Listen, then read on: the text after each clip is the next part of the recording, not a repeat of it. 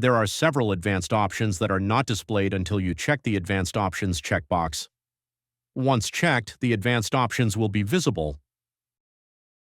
Some of the MWFRS methods require that a building have a simple diaphragm. In order to specify that the building does have a simple diaphragm, then we check the Simple Diaphragm option.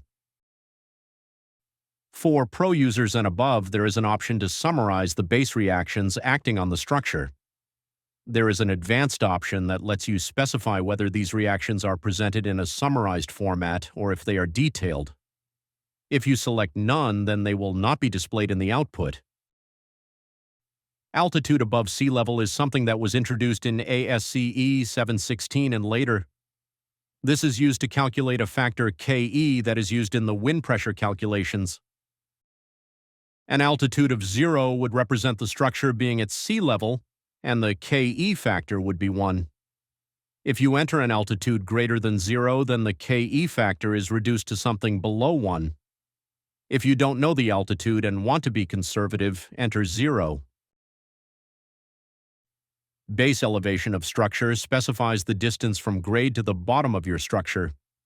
For example, let's say you had an air conditioner unit on top of a 100-foot building.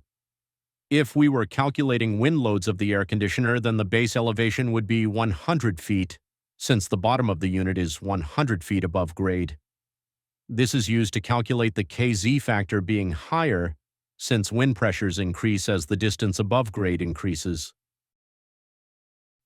The next option is general elevation, which is applicable when you are performing MWFRS calculations.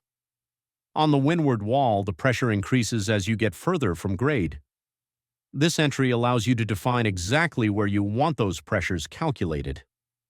The most conservative option is to select Use Mean Roof Height, in which a single pressure at the top of the building will be calculated and used for the entire windward wall. If a building is not tall, then this is a reasonable approach since the pressures don't change much from the top to the bottom of the building.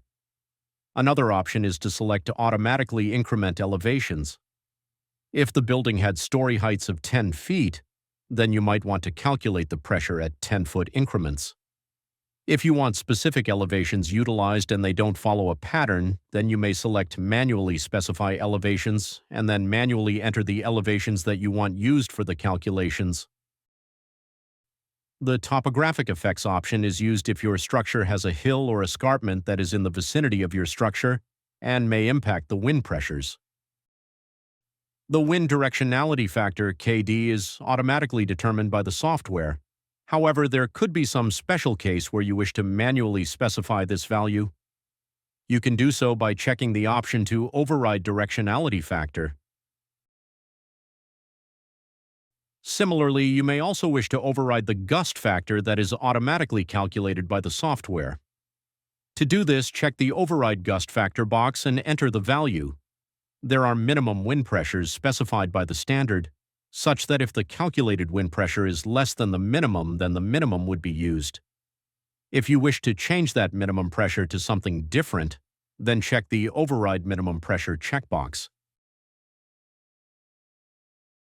If you wish to return all of the advanced options to the default values, then click the Reset to Default button.